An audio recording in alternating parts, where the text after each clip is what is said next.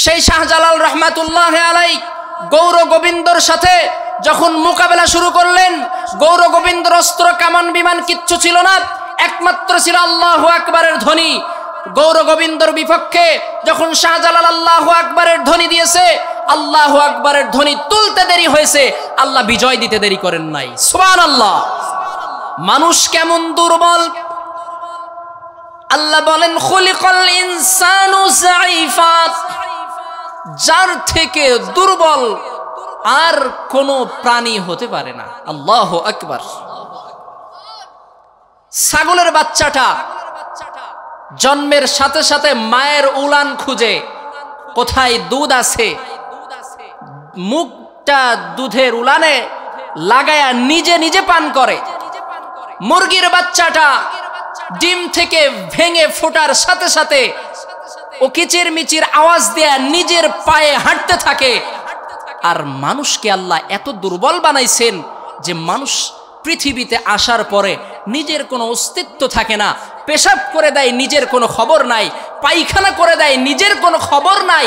খাবে কোথায় নিজে তাও জানে না।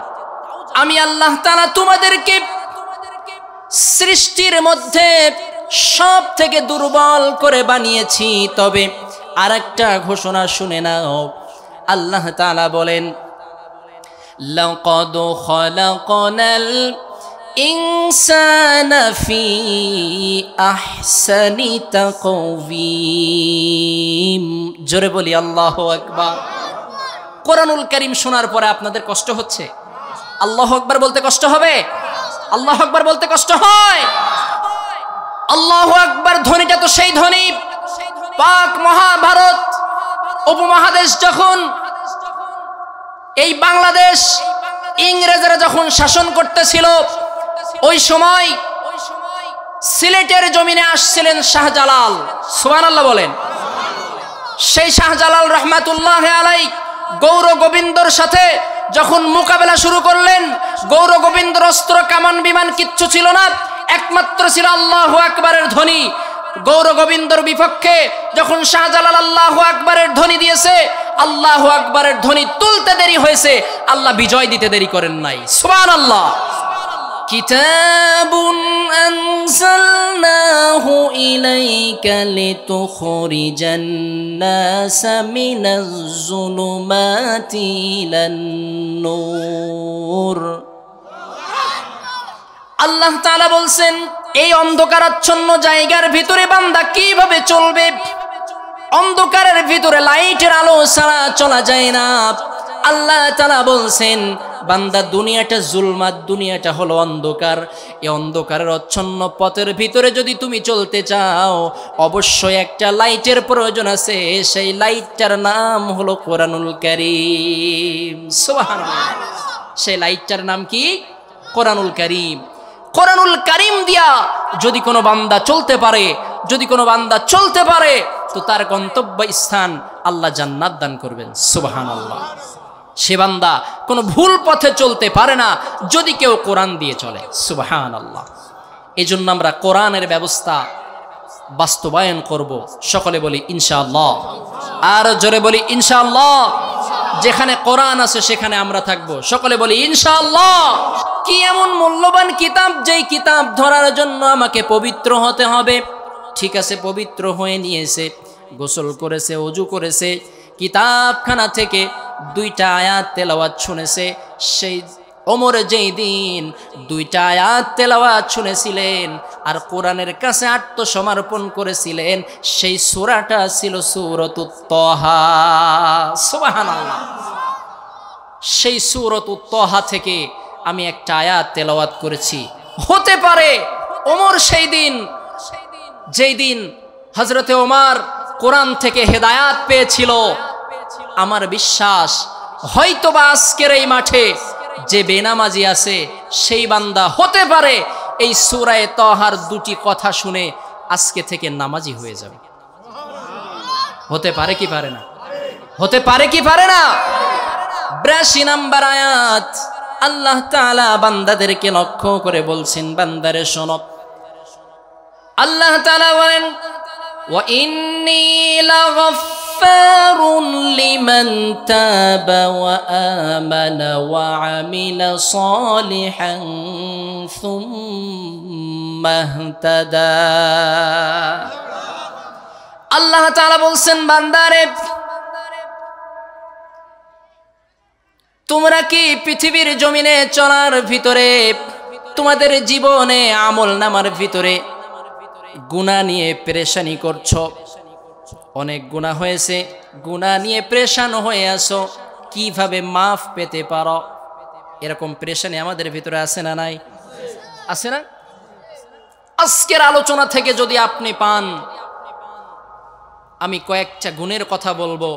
এই কয়েকটা গুণ যদি বান্দার ভিতরে থাকে তো আল্লাহ তাআলা সে বান্দাকে নিজের কুদরতি হাতে সমস্ত গুনাহ কাতাগুলা আল্লাহ মাফ করে দিবেন। এই আলোচনাটা আমাদের শোনা দরকার আছে না নাই? আছে না নাই? শেষ পর্যন্ত শুনে যাবেন তো ইনশাআল্লাহ? আল্লাহ তাআলা বলছেন, ওয়া ইন্নী লাগাফফারুন। আল্লাহ তাআলা বলছেন, নিশ্চয় আমি আল্লাহ তাআলা ওই সমস্ত বান্দাদের জীবনের সব গুনাহগুলা মাফ করে দিলাম। সুবহানাল্লাহ। কোন সমস্ত বান্দারা? আল্লাহ তাআলা বলার ভঙ্গিতে এক নম্বরে বলছেন, আল্লাহ বলছেন লিমান তাবা। এক নম্বর গুণ, যেই বান্দার জীবনের সব গুনাহ আল্লাহ মাফ করে দিবেন, বান্দার এক নম্বর গুণ থাকতে হবে লিমান তাবা। এক নম্বর বান্দা কি করবে? তাওবা করবে। কি করবে? আরো জোরে বলুন, কি করবে? এক নম্বরে বান্দা তাওবা করবে, আত্মসমর্পণ করবে, বান্দা ফিরে আসবে। তাওবা শব্দের অর্থ হলো ফিরে আসা। আমরা মনে করি তাওবা মানে আস্তাগফিরুল্লাহ রাব্বি মিন কুল্লি যামবি, দোয়াটা পড়লাম আর তাওবা হয়ে গেল। আল্লাহ বলেন না, রাসূল বলেন না। তাওবা করার কিছু নিয়ম আছে, নীতিমালা আছে, কিছু সিস্টেম আছে। সিস্টেমের ভিতরে আল্লাহর কাছে তাওবা করতে হবে। আল্লাহ বলেন কিভাবে তাওবা করবা? আল্লাহ বলেন কিভাবে তাওবা করবা? আল্লাহ বলেন তাওবাতান নাসুহা। তাওবা করবা হলো তাওবায়ে নাসুহা। তাওবায়ে নাসুহা, একনিষ্ঠ তাওবা করবা। তাওবাটা কেমন হবে? এক নাম্বার তাওবা হবে, যেই কাজ আপনি করেছেন এক নাম্বারে সেই কাজ থেকে ফিরে আসতে হবে। আর জিন্দেগিতে এমন কাজ আমি আর কোনোদিন করব না, এই কথার সাক্ষ্য দেওয়া লাগবে। এক নাম্বারে বলতে হবে, যেই কাজ করেছি এই কাজ আর কোশ্চিনকালেও জিন্দেগিতেও করব না। দ্বিতীয় নাম্বার, ওই কাজের উপরে লজ্জিত হতে হবে। ওই কাজের উপর কি হতে হবে? লজ্জিত হতে হবে, যে যেই কাজ আমার দ্বারা হয়ে গেছে এটা কোশ্চিনকালেও ঠিক হয় নাই। তাওবা করবেন একমাত্র কার কাছে? আল্লাহ তাআলার কাছে তাওবা করবেন, ফিরে আসবেন। তাওবা করা এটা হলো রাসূলের সুন্নাহ। সুবহানাল্লাহ। কার সুন্নাহ? রাসূলের সুন্নাহ। প্রত্যেক নবী আল্লাহ তাআলার কাছে তাওবা করেছেন।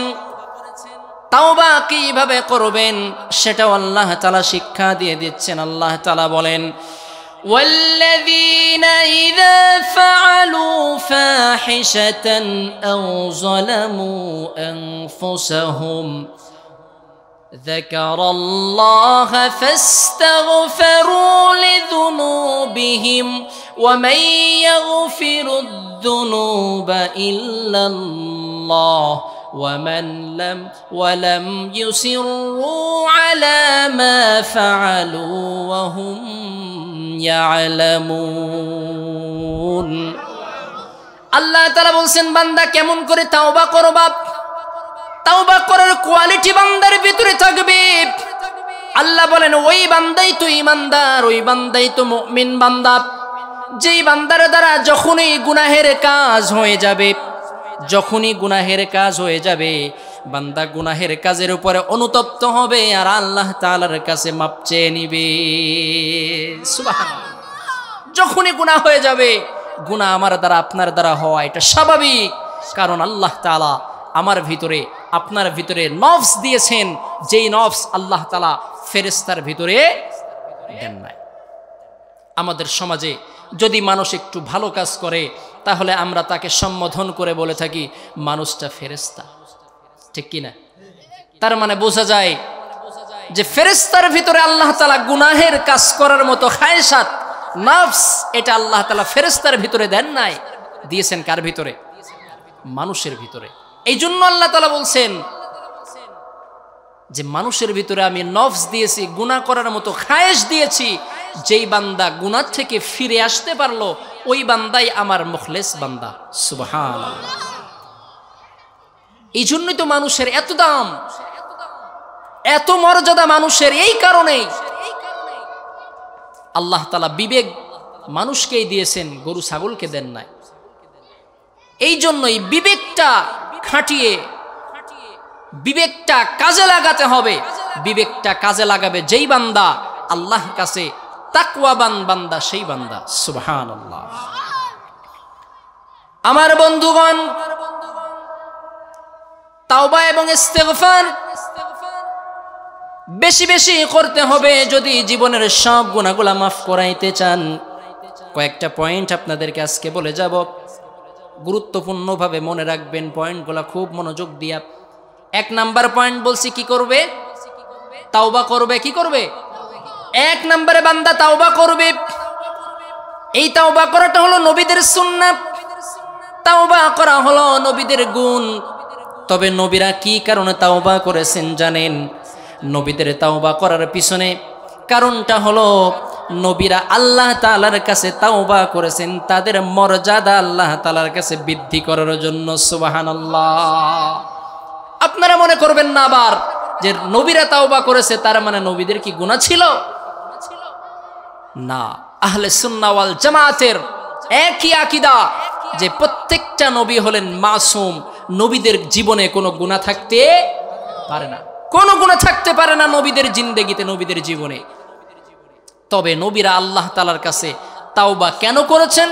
একটাই কারণ, আল্লাহর কাছে নিজেদের মর্যাদা বৃদ্ধি করার জন্য করেছেন। সুবহানাল্লাহ। আর আমরা আল্লাহর কাছে কেন তাওবা করব? আমাদের গুনাহগুলাকে মাফ করায় নেওয়ার জন্য আল্লাহর কাছে আমরা কি করব? তাওবা করব। আল্লাহ তাআলা বলেন,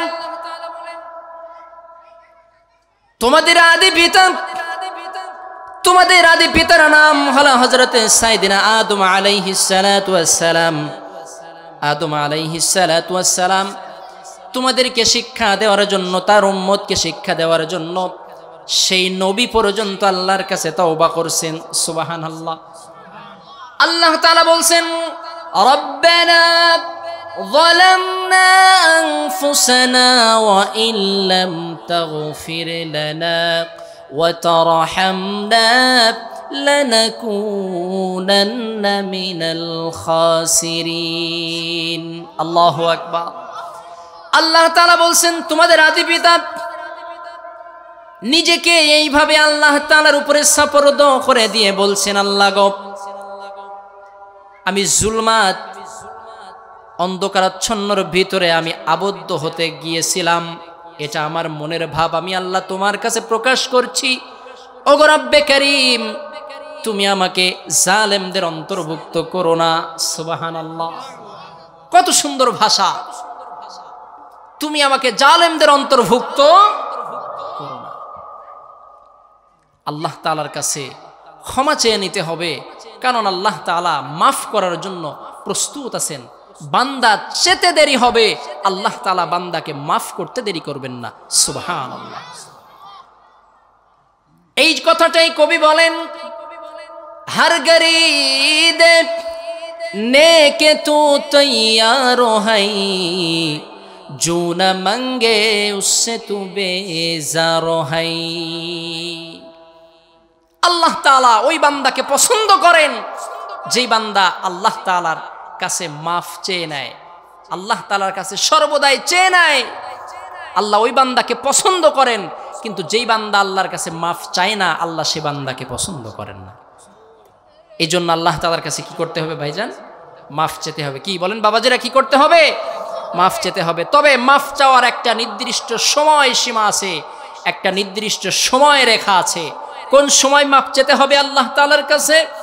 আল্লাহ বলেন, যখন তোমার শরীরে শক্তি আছে, গুনাহ করার মতো শক্তি যখন তোমার ভিতরে আছে, এমন সময় আল্লাহর কাছে তওবা করতে হবে।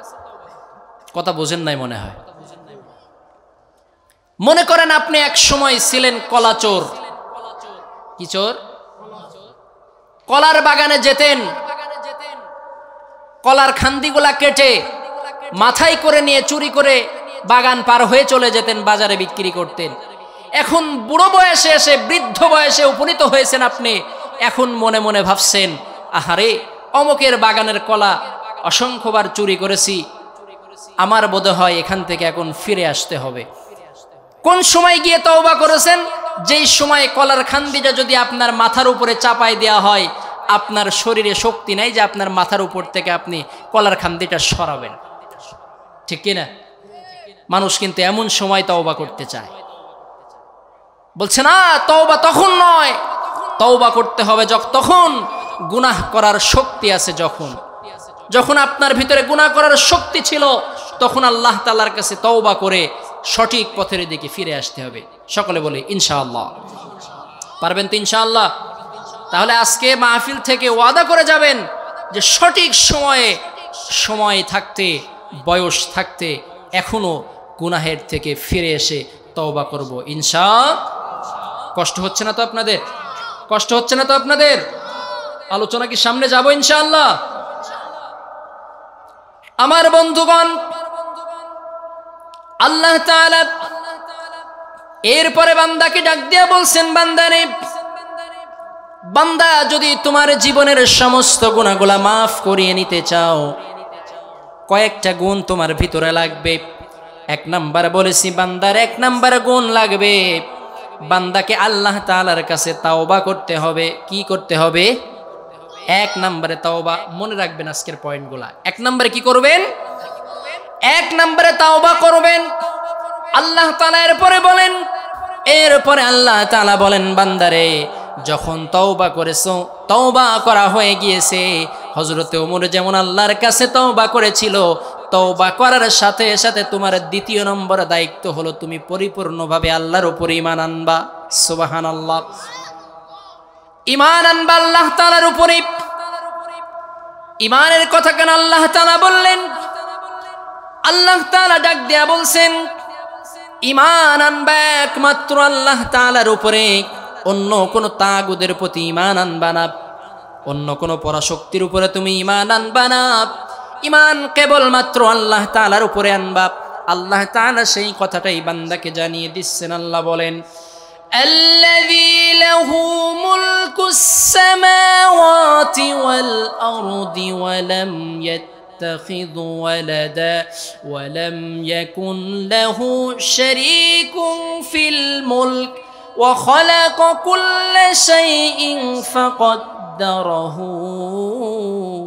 تقديرا الله أكبر الله تعالى বলছেন বান্দারে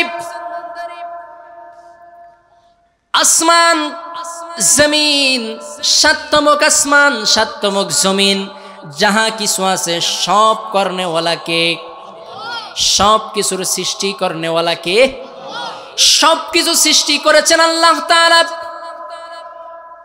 আল্লাহ তাআলা এমন ভাবে পৃথিবীকে সৃষ্টি করেছেন সাত আসমান ধাপে ধাপে আল্লাহ তাআলা দিয়েছেন। কোনো একটা খুঁটির প্রয়োজন হয় নাই। সাত জমিনকে আল্লাহ নিচে ধাপে ধাপে দিয়েছেন।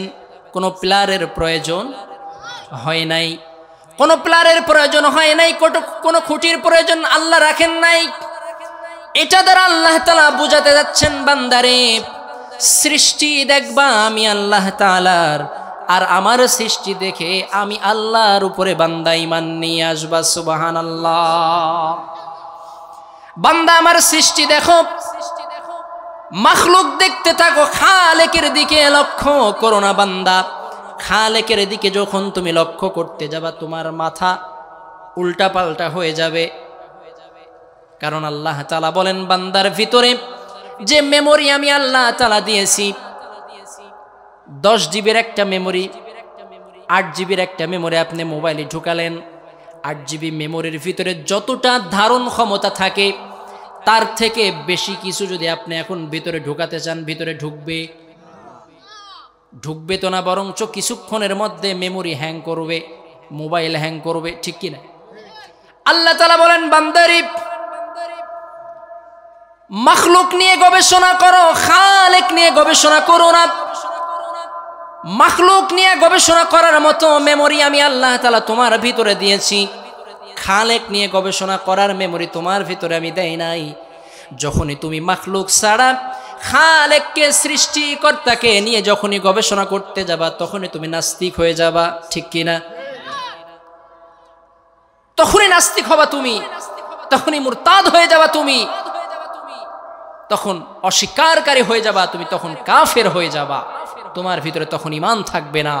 আর যদি তুমি মাখলুক নিয়ে সৃষ্টি করো যে আল্লাহ তাআলা এই আসমান খুঁটিবিহীন কত সুন্দর করে সৃষ্টি করেছেন, আল্লাহ এই জমিনকে কত সুন্দর ধাপে ধাপে সৃষ্টি করেছেন, এত সুন্দর করে যে আল্লাহ সৃষ্টি করতে পারেন, না জানি সেই মালিক কত সুন্দর, না জানি সেই মালিকের ক্ষমতা কত বড়। যখনই এই পরিচয় আপনি পেয়ে যাবেন, আপনার ভিতরে ঈমান চলে আসবে। সুবহানাল্লাহ। এই জন্য খালেককে নিয়ে চিন্তা গবেষণা নয়, চিন্তা করবেন কাকে নিয়ে? মাখলুককে নিয়ে। আমার বন্ধুগণ, আল্লাহ তাআলা এমন একটা শক্তির মালিক, এমন একজন মালিকের দাসত্ব আমরা করি, এমন একজন মালিকের গোলামি আমরা করি, যে মালিক আল্লাহ তাআলা বলছেন, বান্দারে আমার শক্তি কেমন, আমার পাওয়ার কেমন জানো? তোমরা তো দুনিয়ার দাসত্ব করো, দুনিয়ার গোলামি করো, দুনিয়ার সাধারণ একজন মেম্বারের গোলামি করো, এক বস্তা আটার বিনিময়ে, ঠিক কিনা? এক বস্তা আটার আশায়, এক ব্রেল তেলের আশায় তোমরা এলাকার চেয়ারম্যান, মেম্বার, এমপি মহোদয়ের পা চাটো। কিন্তু আমি তোমাদের মতোই দুনিয়ার এক বস্তা আটার মালিক নয়, আমি আসমান জমিনের মালিক। সব কিছু সৃষ্টি করনে ওয়ালা হলেন আল্লাহ তাআলা। সে আল্লাহ তাআলা বলছেন, বান্দারে এই পৃথিবী সৃষ্টি করতে, কোনো কিছু সৃষ্টি করতে, তোমাকে সৃষ্টি করতে আমি আল্লাহ রব্বুল আলামিন সামান্য পরিমাণও সময় নিই না। আমি আল্লাহ তাআলা শুধু মুখে একবার উচ্চারণ করব, ইন্নামা আমরুহু ইযা আরাদা শাইআন আন ইয়াকুলা লাহু কুন ফায়াকুন। আল্লাহু আকবার। আল্লাহ বলছেন, শুধুমাত্র আমি একবার আমার জবান দিয়া শুধুমাত্র বলবো কুন, কুন বলতে দেরি হবে, ফায়াকুন সাথে সাথে সেই জিনিসটা হতে আমি আল্লাহ তাআলা দেরি করব না। সুবহানাল্লাহ। শুধুমাত্র একবার শব্দ ব্যবহার করবে আল্লাহ, কুন, কুন বলতে দেরি হবে, ফায়াকুন সৃষ্টি হতে দেরি হবে না। সুবহানাল্লাহ। সেই মালিকের দাসত্ব আমরা করি, সেই মালিকের গোলামি আমরা করি। কোন পৃথিবীর মানুষের গোলামি করা যাবে? আরো জোরে বলুন, মানুষের গোলামি করা যাবে? গোলামি করতে হবে কার? আইন চলবে কার? বিধান দিয়েছেন কে? আমাদের সৃষ্টি করেছেন কে? যে আল্লাহ আমাদেরকে সৃষ্টি করেছেন, যে আল্লাহ আমাদেরকে খাওয়ান, পালেন, লালন পালন করেন, সবকিছু দিয়ে আমাদেরকে, সবকিছু দিয়ে নিয়ামত দিয়ে আমাদেরকে ভরপুর করে রেখেছেন, একমাত্র এ জমিনে সেই আল্লাহর গোলামি চলবে, সে আল্লাহর দাসত্ব চলবে, সে আল্লাহর বিধান চলবে। দ্বিতীয় কোনো ব্যক্তির বানানো গোলামি চলবে, মানুষের গোলামি চলতে পারে না। বান্দা যদি দাসত্ব করতে হয়, গোলামি করতে হয়, কেবলমাত্র কার গোলাম হবেন? আল্লাহ তাআলার গোলাম হতে হবে। আল্লাহ তাআলা সেই কথাটাই বান্দাকে বলছেন, বান্দারে তাওবা যখন তুমি করে নিবা, তাওবা করার পরে তোমার কাজ হলো বান্দা ঈমান আনয়ন করবা। যখন বান্দা ঈমান আনয়ন করবে, যখন বান্দা ঈমান আনবে, ঈমান যখন বান্দা নিয়ে চলে আসলো, ঈমান বান্দা আনবে এক কথাই। ঈমান আনবে কয় কথায়? এক কথায় আল্লাহ তাআলার উপর ঈমান আনবে, লা শারীক, আল্লাহর কোনো কি নাই, আল্লাহর কোনো শরীক, আল্লাহর কোনো শরীক নাই। এক কথার উপর আল্লাহ তাআলার উপর ঈমান আনবে। যেমনই ভাবে বিবাহের অনুষ্ঠানে আমরা দেখে থাকি, ছেলে এবং মেয়ে উভয়কে বিবাহ দেওয়া হয়, হয় না? বিয়ে ছাড়া সন্তান জন্ম দিলে, জন্মগ্রহণ করলে সেটা বৈধ না অবৈধ? আরো জোরে বলুন, বৈধ না অবৈধ? বিয়ে ছাড়া সন্তান যেমনি ভাবে অবৈধ। এ সমাজের এক শ্রেণীর মানুষ আছে যারা আলেমদের উপরে কথা বলে, আলেম বিদ্বেষী মানুষ। এমন একটা সময় গেছে এই কোরআনের মাহফিল, এই পবিত্র স্টেজে 244 ধারা জারি হয়েছে, হয়েছে কিনা? আলেমদেরকে স্টেজের উপরে তাদের গলায় হাত দেওয়া হয়েছে, অপদস্থ করা হয়েছে, অপমানিত করা হয়েছে। আল্লাহ বলেন, যে সমস্ত বান্দা এবং বান্দিরা আলেম বিদ্বেষী হবে, আলেমের বিরুদ্ধাচরণ করবে, আলেমের বিপক্ষে যাবে, আল্লাহর ঘোষণা অনুযায়ী তারা হলো অবৈধ সন্তান। তারা কি সন্তান? তারা হলো অবৈধ সন্তান। এ সমাজে কেউ অবৈধ সন্তান হতে যাবেন না। আপনি চিহ্নিত করবেন না। যতগুলো আলেম আছে সমস্ত আলেমদেরকে পরিপূর্ণ সম্মানের সাথে আপনারা নিয়ে যাওয়ার চেষ্টা করবেন। যদি আপনি অসম্মান করার চেষ্টা করবেন, আমরা মনে করব আপনার জন্মে সমস্যা আছে।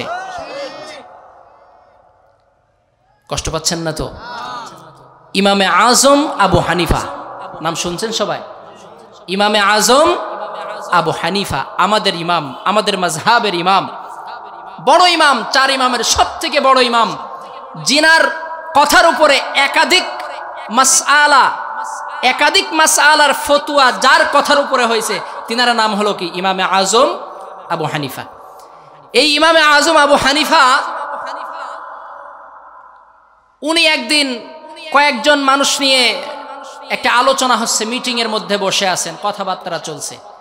ঠিক এমন সময় ছেলেরা পাশে খেলা করছে, ছোট ছোট বাচ্চারা খেলতে খেলতে তাদের বলটা এসে ওই মিটিং এর মধ্য দিয়ে ইমাম আবু হানিফার পায়ের কাছে এসে পড়ছে।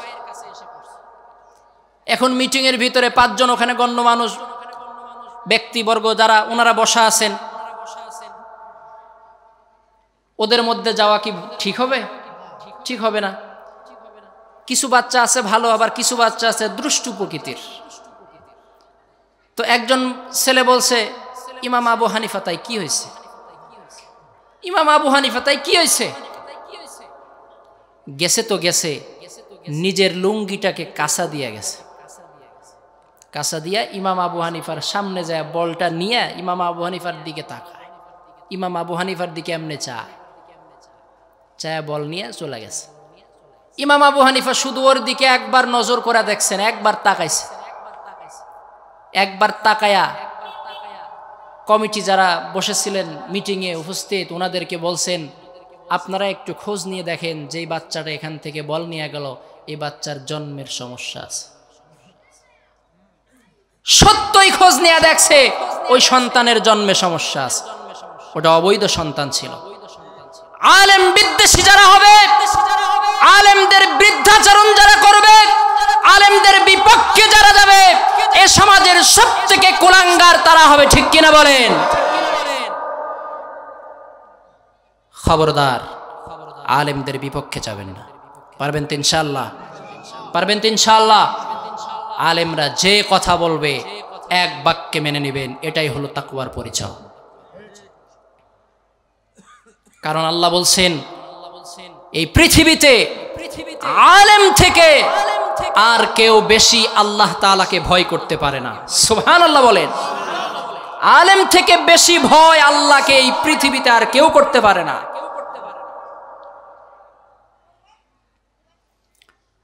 আমার বন্ধুগণ, কষ্ট হচ্ছে না তো আপনাদের? কষ্ট হচ্ছে না তো? আল্লাহ তাআলা বলেন, বান্দা কিভাবে ঈমান আনবা? এক বাক্যে আল্লাহ তাআলাকে মেনে নিবা। কোন বাক্যে আল্লাহ তাআলাকে মেনে নিবা? আল্লাহ তাআলা বলছেন, আমরা সকলেই মসজিদে যখন ছোটবেলায় পড়াশোনা করেছি, ছোটবেলায় যখন মসজিদে পড়েছি, ছোটবেলায় আমরা কালেমা পড়তাম, কালেমার মধ্যে একটি কালেমা ছিল ইমানে মুজমাল এবং ইমানে মুফাসসাল। মনে আছে সবার? হ্যাঁ, আমানতু বিল্লাহি কামা হুয়া বিআসমাইহি ওয়া সিফাতিহি ওয়া ক্বাবিলতু জামিআ আহকামিহি ওয়া আরকানিহি। মনে নাই সবালের? এর মধ্যে একটা শব্দ আমরা প্রয়োগ করেছি, শব্দটা হলো ওয়া ক্বাবিলতু জামিআ। কি? ওয়া ক্বাবিলতু জামিআ, এমন একটা শব্দ আমরা প্রয়োগ করেছি এখানে। বিবাহের মধ্যে আমরা বলে থাকি, বিবাহ যখন হয়, ছেলে মেয়েদের বিবাহ হয়, বিবাহের অনুষ্ঠানে বসে আমরা ইজাব হয় এবং কবুল হয়। যখন প্রস্তাব আসে, প্রস্তাব পাওয়ার পরে ছেলে অথবা মেয়ে উভয়ে কি বলে? কবুল। কি বলে? কবুল, তাই না? কবুল শব্দ দ্বারা বিবাহ সংগঠিত হয়, ঠিক কি না? এখন বিবাহ সংগঠিত হয় কয় শব্দ দিয়ে? বলেন, কয় শব্দ দিয়ে? একটা শব্দ। কি দিয়া? কবুল। কি দিয়া বলেন? কবুল দিয়া বিবাহ সংগঠিত হয়, ঠিক কি না? বিবাহের মধ্যে শুধুমাত্র শব্দটা ছিল কবুল, মানে আমি গ্রহণ করলাম। এখন স্বামী বিয়ের পরে বউয়ের কাছে যদি রাত্রেবেলা বিবাহ হইল, ঘরে নিয়ে যাওয়ার পরে বউয়ের কাছে ডাক দিয়া বলল, স্ত্রী এক কাপ চা বানাও, এক কাপ চা বানিয়ে আমাকে দাও। এখন স্ত্রী যদি ডাক দিয়া বলে, যখন বিবাহ বন্ধনে আবদ্ধ হলাম তখন কিন্তু ওই বিবাহর কাবিল নামার মধ্যে ছিল না যে চা বানাইয়ে তোমাকে দিতে হবে, ঠিক কিনা? এমন একটা বলল, ঠিক আছে, স্বামীর কোনো আর জবাব নাই। সকালবেলা স্বামী যখন অফিসে যাচ্ছে, স্ত্রী ডাক দিয়া বলল, স্বামী আমার বাজার থেকে আসার সময় এটা নিয়ে আসবা। স্বামী ডাক দিয়া বলল, গতকাল রাত্রে তুমি যেমন বলছিলা যে কাবিল নামার ভিতরে কিছু নিয়ে আসার কথা লেখা ছিল না, সে এইটাও তো লেখা ছিল না যে তুমিও বাজার থেকে কিছু আনতে বলবে। আচ্ছা বলুন তো, এই যদি স্বামী আর স্ত্রীর মধ্যে চলতে থাকে, বিবাহ বন্ধন কত সময় থাকবে? বেশি সময় টিকবে? বেশি সময় টিকবে না। যদি বিবেকবান মানুষ হয়ে থাকেন, আপনার বিবেক দিয়া বলুন, সমস্ত কথাবার্তা একটা শব্দের মধ্যে দেওয়া আছে, কবুল, ঠিক কিনা?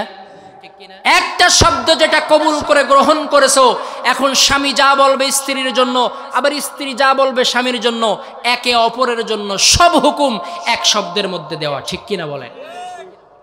অনুরূপভাবে ইসলামের মধ্যে দাখিল হবেন, এক শব্দ বলেছেন, ওয়া ক্বাবিলতু জামিআ,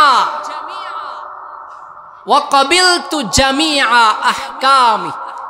আল্লাহর যত আহকাম আছে, যত বিধান আছে, সব বিধানগুলা এক বাক্যে আমি কবুল করে নিলাম। সুবহানাল্লাহ, ঠিক কিনা? এই জন্য সব বিধানগুলা কবুল করে নিতে হবে এক বাক্যের মাধ্যমে। ইসলামের উপরে যখন আপনি ঈমান আনবেন, ঈমান আনার সাথে সাথে আল্লাহর যত দেওয়া বিধান আছে, সমস্ত বিধানগুলা আপনার উপরে পালন করা অপরিহার্য হয়ে যাবে। সুবহানাল্লাহ। আমার বন্ধুগণ, সেই কথাটাই আল্লাহ তাআলা ডাক দিয়ে বলছেন, বান্দারে, বান্দার এক নাম্বার গুণ হবে বান্দা তাওবা করবে, আল্লাহ তাআলার কাছে ফিরে আসবে গুনাহের থেকে। দ্বিতীয় নাম্বার গুণ হলো বান্দা পরিপূর্ণভাবে ঈমান আনয়ন করবে। সুবহানাল্লাহ। দুইটা পয়েন্ট বলছি, কতটা মনে আছে তো আপনাদের? এক নাম্বার কি বলছি? তাওবা, ফিরে আসতে হবে। দুই নাম্বার কি বলছি? ঈমান আনতে হবে, ঈমান আনয়ন করতে হবে। আমার আলোচনায় মনে হয় আপনাদের কষ্ট হচ্ছে। আমি কিন্তু সবসময় এইভাবে কথা বলার চেষ্টা করি, কোরআন থেকে এইভাবে কিছু কথা মেসেজ আপনাদের ভিতরে দেওয়ার চেষ্টা করি। আপনাদের কষ্ট হচ্ছে না তো? ইনশাল্লাহ। আমি অন্য আলোচনাও পারি, ঘটনা খুব মজা করে টান দিতে পারি।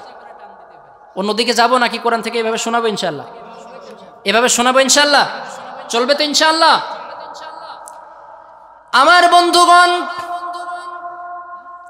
আল্লাহ রাব্বুল আলামিন ডাক দিয়া বলেন, বান্দারে, কোন মালিকের প্রতি, কোন রবের প্রতি তোমরা ঈমান আনবা, সেই রবের পরিচয় আল্লাহ তাআলা দিয়েছেন। আল্লাহ বলেন সেই রবের প্রতি যদি তোমরা ঈমান আনয়ন করো, সেই রব ঈমান আনয়ন করার পরে তোমাদেরকে একটা দায়িত্ব আল্লাহ তাআলা দিয়ে দিবেন। আল্লাহ বলছেন কুলিল্লাহুম্মা মালিকাল মুলকি তুতিল মুলকা মান তাশা ওয়া তানজিউল মুলকা মিম্মান তাশা ওয়া তুইজ্জু মান তাশা ওয়া তুযিল্লু মান তাশা। আল্লাহ তাআলা বলছেন বান্দারে যখন তোমরা ঈমান আনয়ন করবা আল্লাহ তাআলার উপরে, তখন আল্লাহ তাআলা তোমাদেরকে ইসলামের হুকুমত দায়িত্ব তোমাদের উপরে আল্লাহ অর্পণ করে দিবেন। সুবহানাল্লাহ। ঈমান আনয়ন করতে হবে, এরপরে ইসলামের দায়িত্ব আল্লাহ তোমাদেরকে দিবেন। তবে এই দায়িত্ব মাঝে মাঝে দেখবে বিভিন্ন রকম হয়ে যাবে।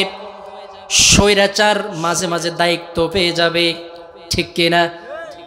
স্বৈরাচাররাও দায়িত্ব পেয়ে যাবে, জুলুম করতে থাকবে, শোষণ করতে থাকবে, সমাজের ভিতরে আইন থাকবে না, ইসলামের কোনো নীতিমালা থাকবে না, বিধিবিধান থাকবে না, নিজেদের মন গড়া মতবাদের উপরে তারা দেশটাকে চালাতে থাকবে। আল্লাহ তাআলা ডাক দিয়া বলেন আমি আল্লাহ রব্বুল আলামিন তোমাদের উপরে দায়িত্ব অর্পণ করব, তবে এই দায়িত্ব আমি আল্লাহ তাআলা তোমাদেরকে দিব।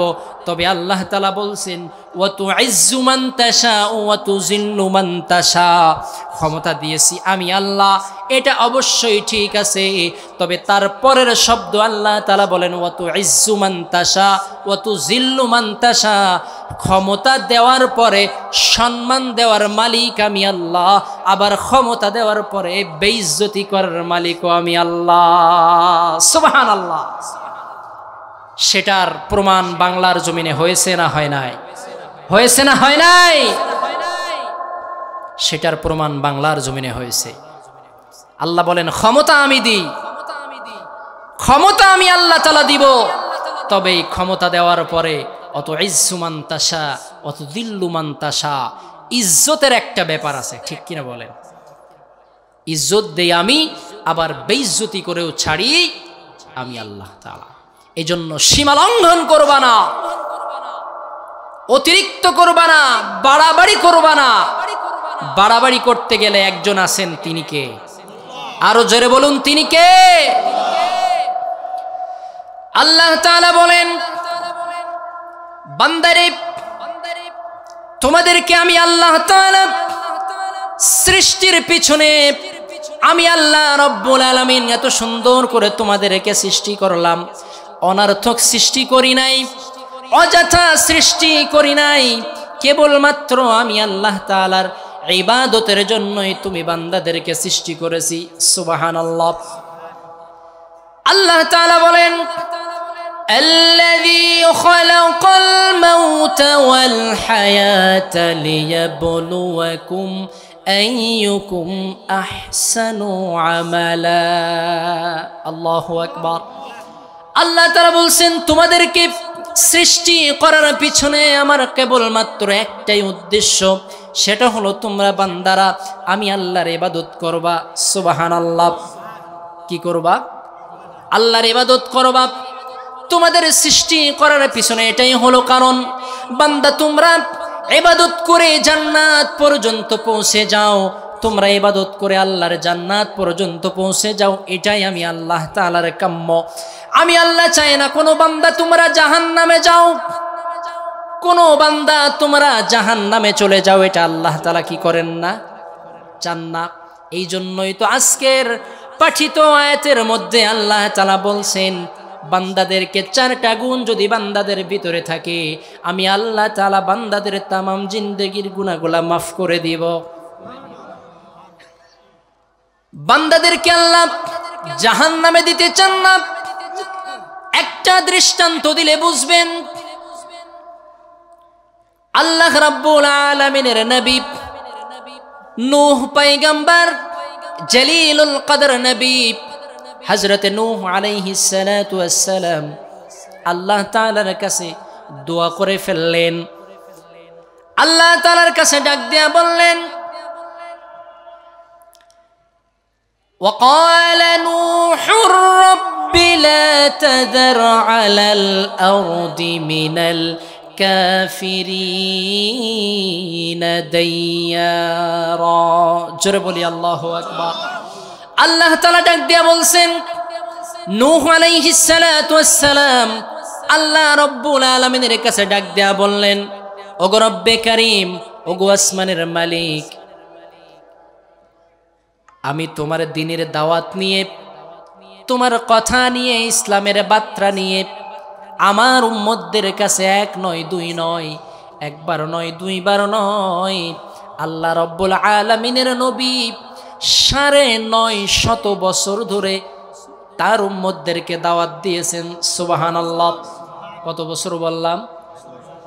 ৯৫০ বছর ধরে দাওয়াত দিয়েছেন। ১০০ বছর ২০০ বছর না, কতশো বছর? ৯৫০ বছর। আচ্ছা বলুন তো, ৯৫০ বছর ধরে দাওয়াত দিলেন, প্রচুর পরিমাণে মুসলিম হওয়ার কথা ছিল, ঠিক কিনা? তার উম্মত হওয়ার কথা ছিল। ৯৫০ বছর ধরে দাওয়াত দিলেন। ৯৫০ বছর ধরে দাওয়াত দিতে নূহ আলাইহিস সালাম দাওয়াত দিয়ে তার উম্মতের সংখ্যা শেষ পর্যন্ত পেয়েছেন মাত্র ৮২ জন। কতজন বললাম? মাত্র ৮২ জন। কতশো বছর ধরে দাওয়াত দিয়েছেন? ৯৫০ বছর ধরে দাওয়াত দিয়েছেন, মাত্র পেয়েছেন ৮২ জন উম্মত। শেষ পর্যন্ত নূহ আল্লাহ তাআলাকে ডাক দেয়া বলছেন, وقال نوح رب لا تذر على الأرض من الكافرين ديارا। আল্লাহ তাআলার কাছে ডাক দেয়া বলছেন, ওগো রব্বে কারীম, ধৈর্যের সীমা শেষ হয়ে গিয়েছে। আল্লাহ, আমি একজন কাফের কেউ দেখতে চাই না আমার জমিনে। তোমার এই জমিনের উপরে একজন কাফের কেউ তুমি আর বাঁচিয়ে রাখো না, সবগুলা ধূলিসাৎ করে দাও, সবগুলাকে ধ্বংস করে দাও। কে দোয়া করছেন? আল্লাহর নবী। কে দোয়া করছেন? আল্লাহর নবী। আল্লাহর নবীরা দোয়া করলে আল্লাহর কাছে ডাইরেক্ট কবুল হয়ে যেত। সুবহানাল্লাহ। আল্লাহর নবীরা দোয়া করলে আল্লাহর কাছে যেমনি ভাবে কবুল হয়ে যেত। আল্লাহ তাআলা বলছেন, এই পৃথিবীর সব থেকে মানুষের মধ্যে আল্লাহ তাআলাকে ভয় করে উলামায়ে কেরাম। আর আল্লাহর রাসূল বলছেন, সেই উলামায়ে কেরাম হলো নবীদের ওয়ারিস। তো নবীদের গুণ যেমনই ছিল, আল্লাহর কাছে দোয়া করার সাথে সাথে কবুল হয়ে যেত। এ সমাজে এখনো তাহাজ্জুদ গুজারি এমনও আলেম আছে, আল্লাহর কাছে দোয়া করতে দেরি হবে, শাসকদের জমিন থেকে পতন হতে দেরি হবে না।